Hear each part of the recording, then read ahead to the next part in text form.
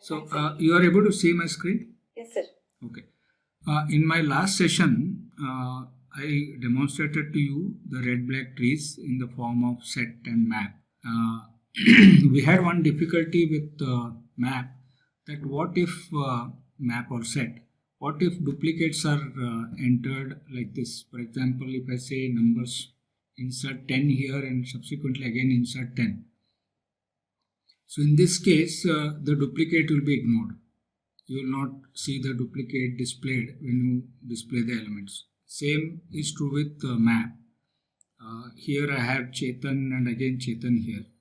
So if I run the program, it will not display the duplicates. Let's see.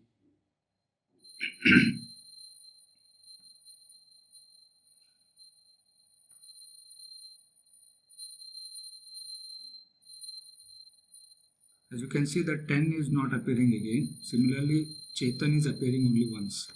Now if you wanted the duplicates to be retained, then you have to use what is called as multi-set or multi-map.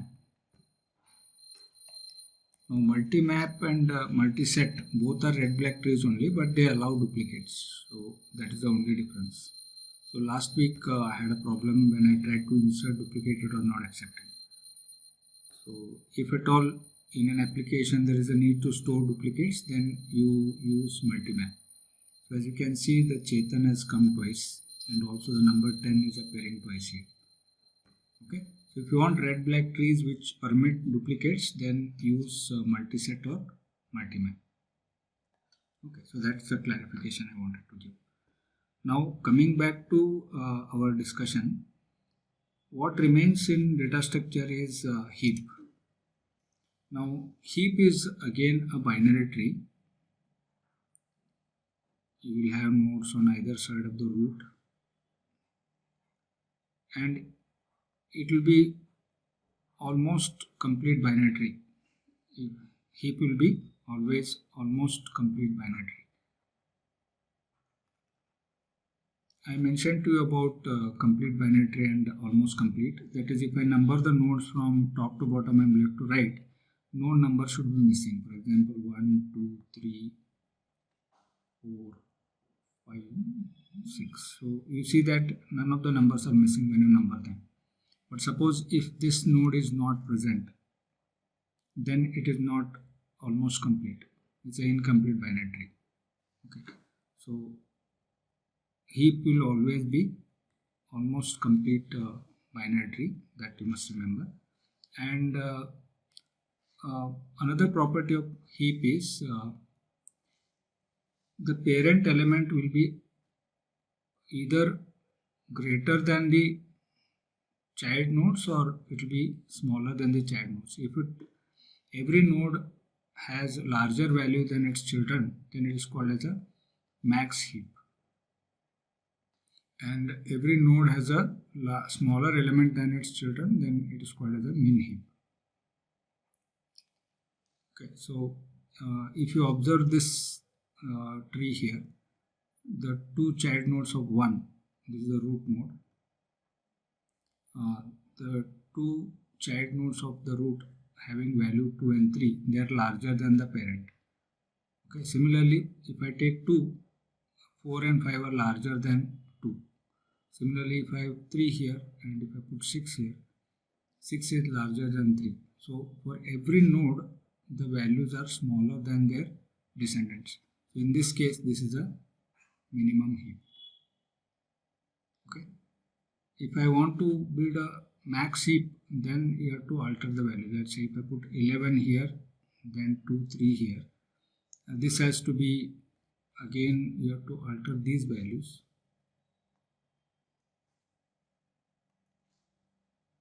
If it has to be max heap, then the child node values must be smaller than this. So it should be 1 here and 0 here.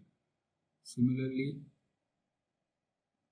for this particular node 3, the value has to be smaller than this. So this is the max heap. Okay.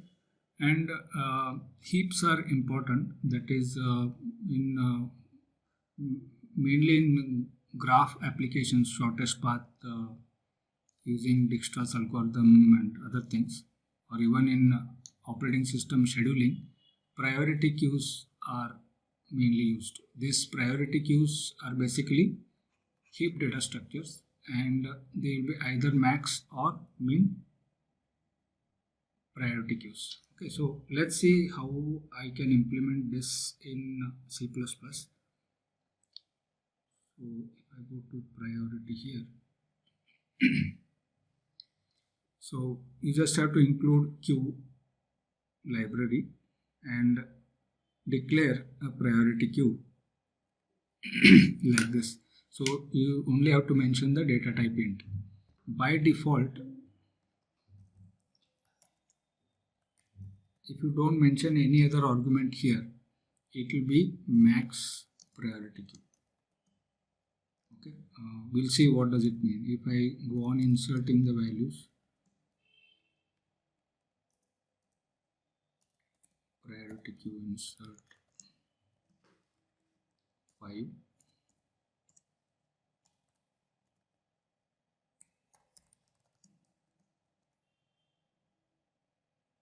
you can insert in any order, but end result will be it will contain, I think so, it is not insert, it is push.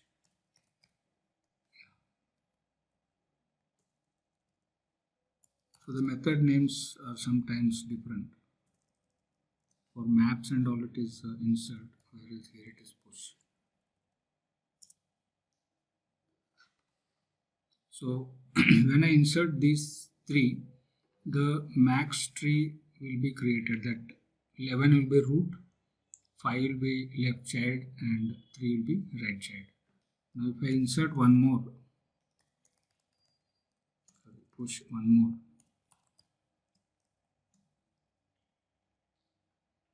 (16) or something, this will again rise to the top. It will be the root, and then the child will be 11 and 15, and 3 will be on the right of 16.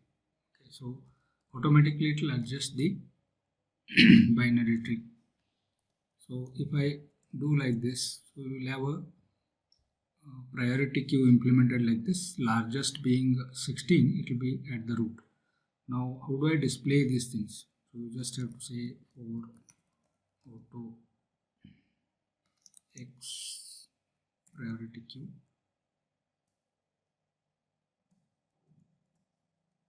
Okay, now to display this, there is a X dot top.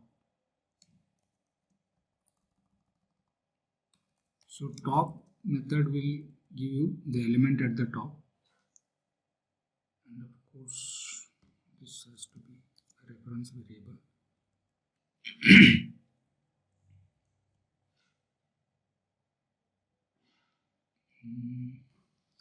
Range bound 4 requires a suitable begin function.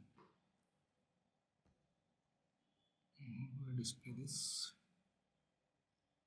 Okay, just a minute. Before displaying all the elements, suppose if I display the top element here,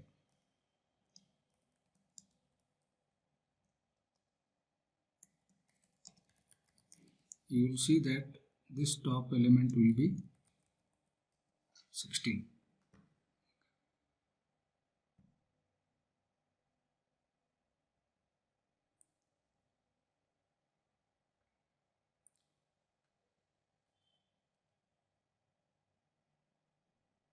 Okay.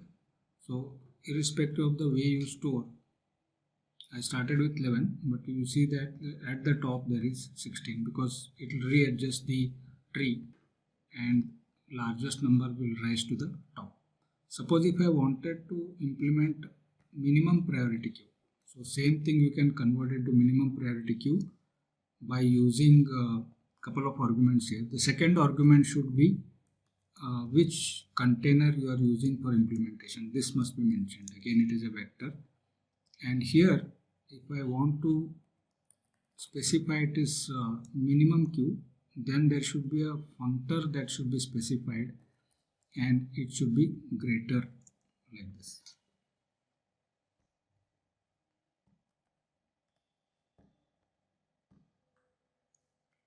Now priority queue is of type integer, and to implement that priority queue I am using vector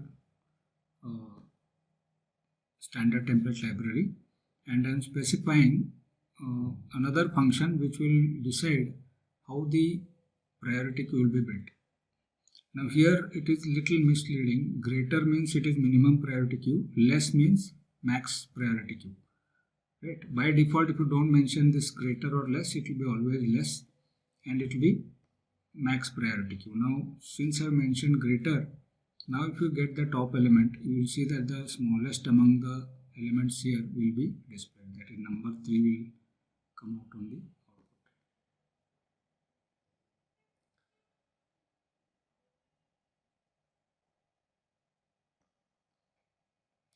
Number 3 is the smallest. Okay. So is the concept of priority queue clear to you?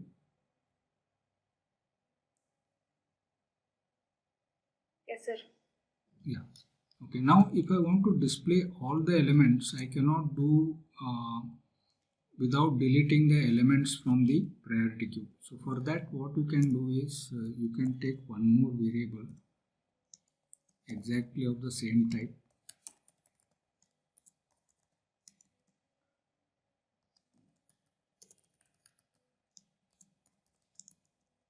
Call it as t, and you can assign t to pq or pq to t. No bracket is missing here. Now to display all the elements of this, I can put up a while loop while t not t empty. So there is a method called empty which will tell you whether the collection become empty. Until t becomes empty, you should go on listing it. So first thing is get the top element, and before you loop back, you should delete that or pop that element from the tree. So when you loop this continuously until t becomes empty, you will get all the element listed. Okay, so let's see.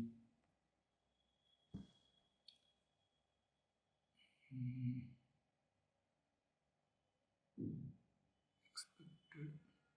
There should be a comma here. There are 3 parts in this definition, so they should be separated by comma.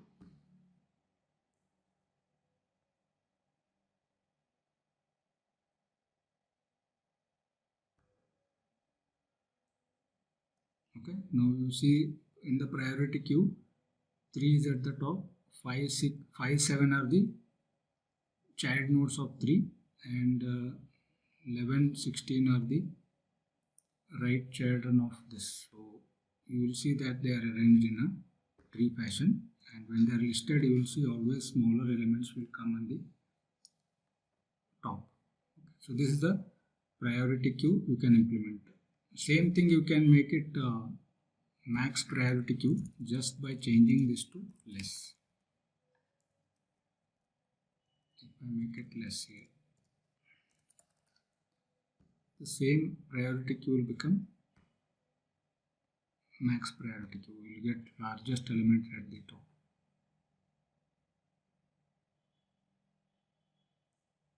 So 16 will be at the top, and 16, 11, 7, 5, 3 will come.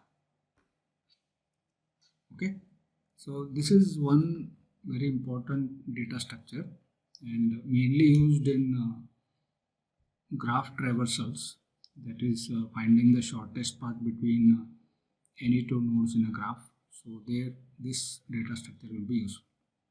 Okay. Now moving on, the next important data structure is hashing. Sometime in your engineering you might have heard of hash tables, right? So what is basically hashing?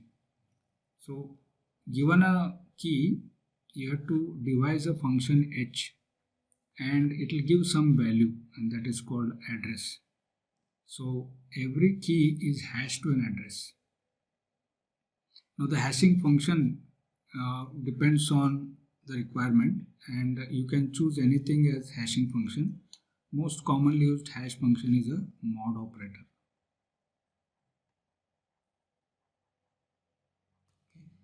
Now when you hash a key, you will get a value, and that value you can use an index into an array.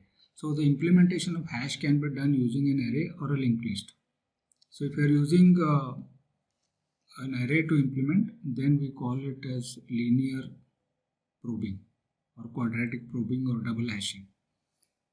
Now while hashing, there could be collisions. It means two key values can end up with the same address.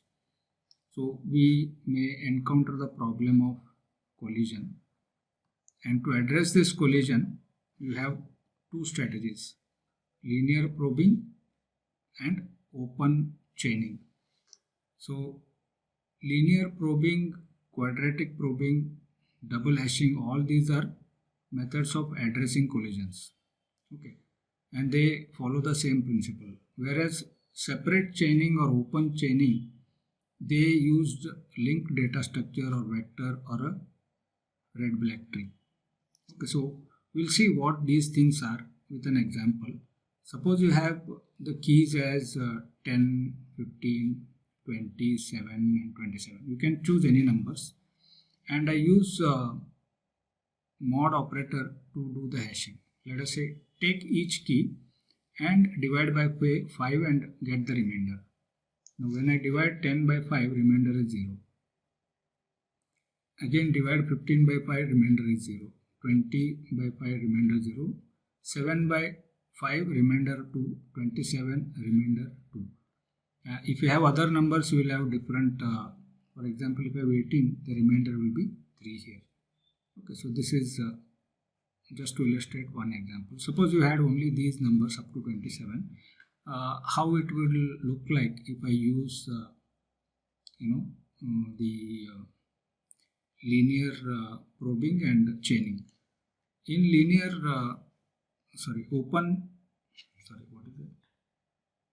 in open chaining or separate chaining, when you get 10, you know it is value 0, so you imagine this as an array of pointers.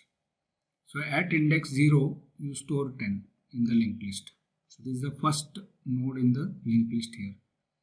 Since 15 also hashes to the same index, you have to create one more node and link that with this 10. And 20 also is in the same index, the hash value. So 20 will also come, and the linked list ends here. Now there are no elements with the hash value as 1, so there will be nothing in the second list, it will be none. Whereas 7 will hash to index 2. So 7 will come as the first element in the linked list. 27 also has the same value, there is a collision. So to resolve that collision, you store 27 after 7 as part of the linked list. And there are no elements with hash value 3 or 4, whatever. We just put null values here. So this is how open chaining or separate chaining hash table works. As you can see, when you do hashing, you are performing only one operation. So the time complexity to store is big O of 1. Similarly, if all elements were stored in distinct hash values, then the search operation would also take O1 time. But if there are collisions like this, then after you have located the index of the number, you have to go on searching in the linked list until you find that element. For example, when you want to search for 20, you first find the hash value of 20, which is 0. You go to this linked list and then check whether 20 exists here going sequentially. You will see that it is here and you report it exists. Suppose you had 30. 30 also hashes to the same index here. But again, you have to search the entire list to find that it is not there in the list. Okay. So search may take O(n) time if the linked list is large. Now this is a single linked list. If you do, this is what happens. Now instead of linked list, what if I use a red black tree here? It is possible, right? I can create nodes and arrange them in a tree form instead of linked list. You will see that this time can be reduced to log n, because in log n the search takes log n time. Okay, or in red black tree the search takes log n time. Now in linear probing, we don't use linked list. We use a 2-column data structure where index is 0, 1, 2, 3, 4, 5 like this. And if 10, when you hash with mod 5, you get 0, you store 10 here. But again, when you hash 15, you get 0. This time you see that there is already a number. So go to the next available slot. Initially all will be 0. These all values will be 0 initially. And when you hash 15, you see that the next available slot is here. You store 15. Then when you take 20, this also is 0. You see that 10 is full, 15 is full, that slot 0, 1 is full. Slot 2 is empty because there is 0 here. You store 20 here. When you get 7 and take mod 5, you get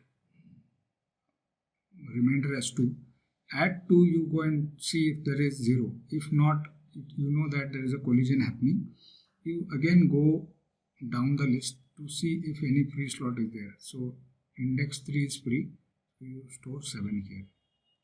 Similarly 27. So this is how the linear probing works, unlike the open chaining. Okay. Obviously there is a limitation to the linear probing. Then you got to have a very large static array where you should have a lot of empty spaces for the values to be stored.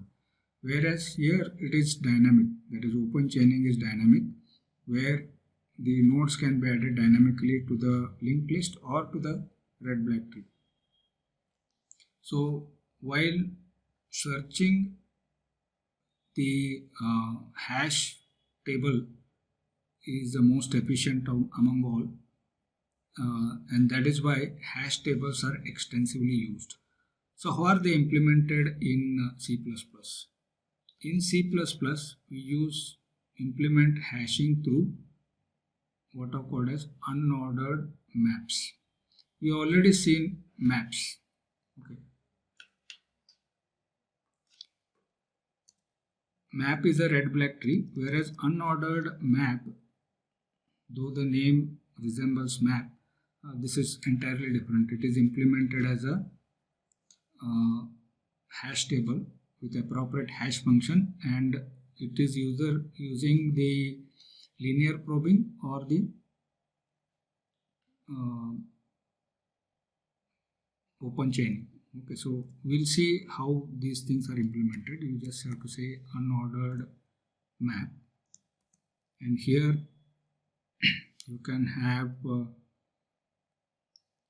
key value pairs. Let's say you want to store string and one integer.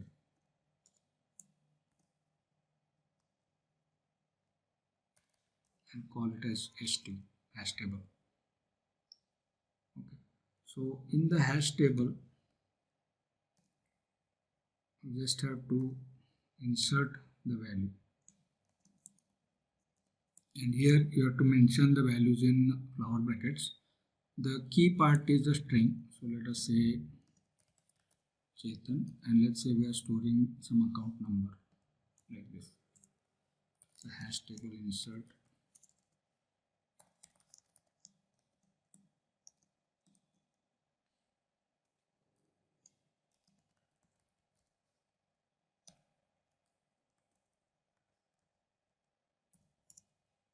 Hash table insert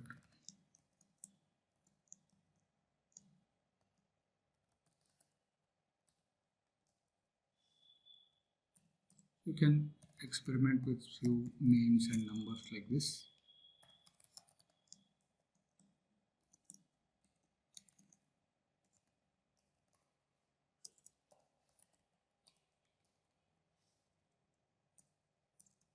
Okay, so I have stored the names and their account numbers in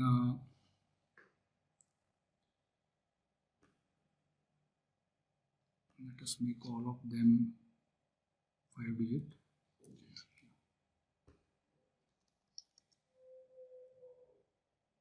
Okay, now if you want to display them, then you can set up a for loop, auto ampersand x, then ht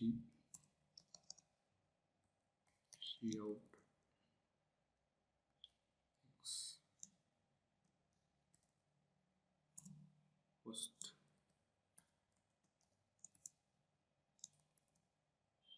x dot second.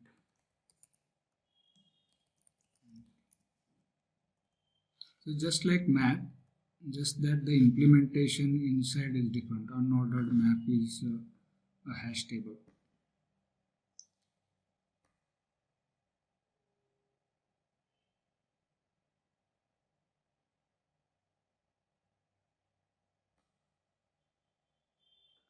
Okay, so if you observe these things, they are stored in some particular way.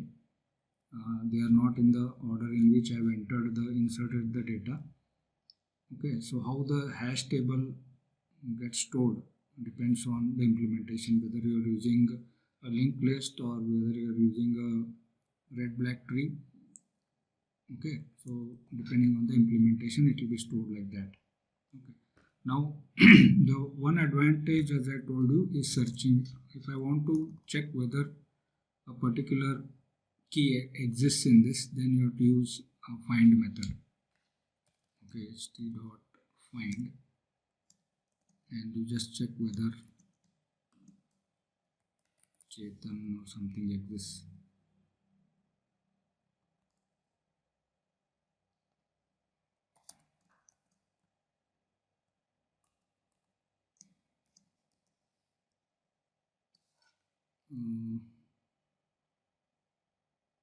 Must have a boolean value not equal to 1.5.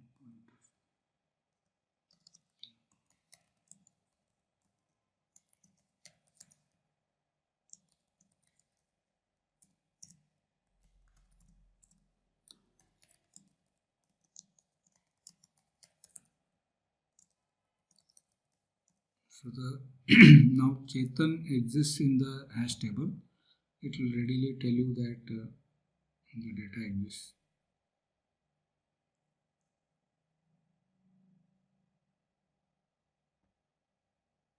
Okay, it's found. So if you enter something else like Chetana, one spelling mistake there, it should show me not found.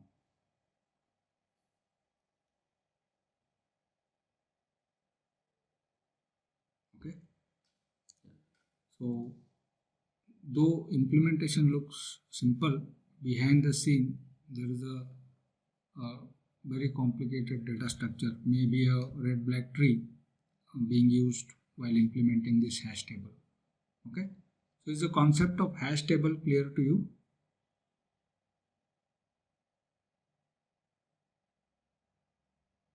Hello? Yes, sir. Okay, now just like multi-map, if I use multi-map here, you can store duplicates as well. ht dot insert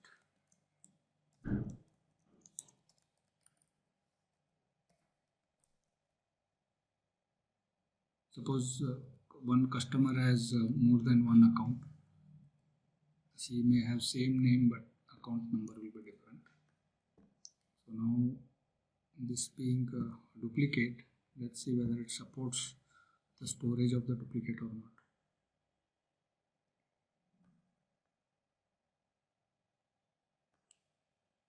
Okay, so Chetan has two accounts. But on the contrary, if it were just map, it would not store that second one. It will ignore the second one.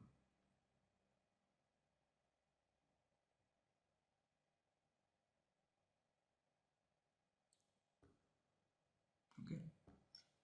Right. So if you want duplicates to be stored, use multi-map.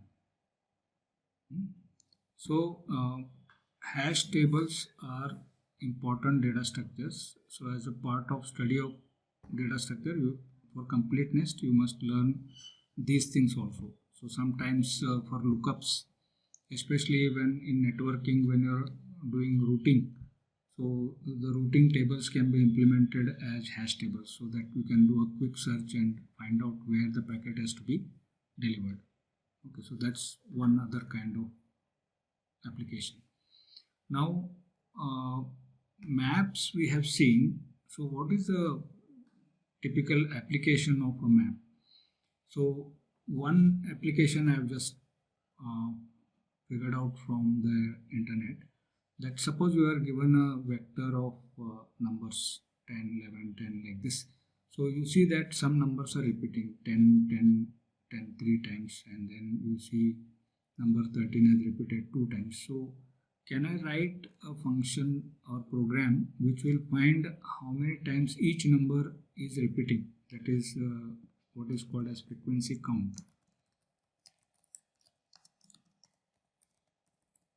Sometime in your high school math you have studied mode of numbers. Mode means how many times it has repeated in a given list. So if I want to do that, I can readily use a map. Now map intent, the first part is the number from the vector, and second part is the how many times it has repeated. Here 10 is repeated 3 times, so the frequency initially will be set to 0. Now what I have to do is pick each number from the list for index collection colon numbers. So frequency square bracket x plus plus, when I do this, x corresponds to the key, that is for key 10, what I should do, the value should be incremented by 1. So every time 10 is encountered, the 10 corresponding value will be incremented by 1. So since 10 is appearing 3 times, the frequency will be 3 times, that is the value part will be 3 times. And if I iterate through this map using this for each loop and display the first part and the second part, you will see that each number and its frequency will be displayed. So if I run this program, you will see that 10 has appeared 3 times, 13 has appeared 2 times, and other numbers have appeared only once. Okay, so 10 has appeared 3 times, 11 1 time, 12 like this, and 13 has appeared 2 times.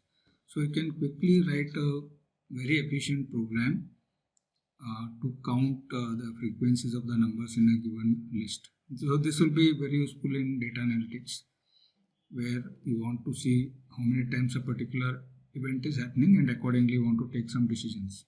All right. So in summary, all data structures that I have studied so far, they are used in many application scenarios, especially when you come to operating system. Queues are used while scheduling the jobs. Okay, then the linked lists are used when you are storing the files on the file system. Then red black trees are used for storing the memory blocks when you allocate memory for the programs. So there are very large number of applications of all these fundamental data structures, especially in the operating system domain. Okay, so when we explore operating system, we shall see how useful the knowledge of these data structures will be. All right. Okay, so shall we close for today, or you have some questions?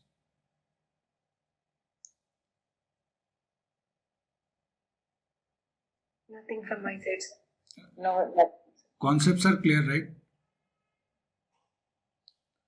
Okay. So Okay. Yeah. okay. So I'll share the programs and you just go through and see for yourself how all these things are implemented. All right. So I'll get back to you on 5th of January, and before that I'll share with you the syllabus content of the operating system part. And if you Okay. suggest some improvements in that, we shall accommodate and proceed. All right. Sure, sir. Thank you. Okay. Yes, sir. Thank Okay. you. Bye then. Yeah.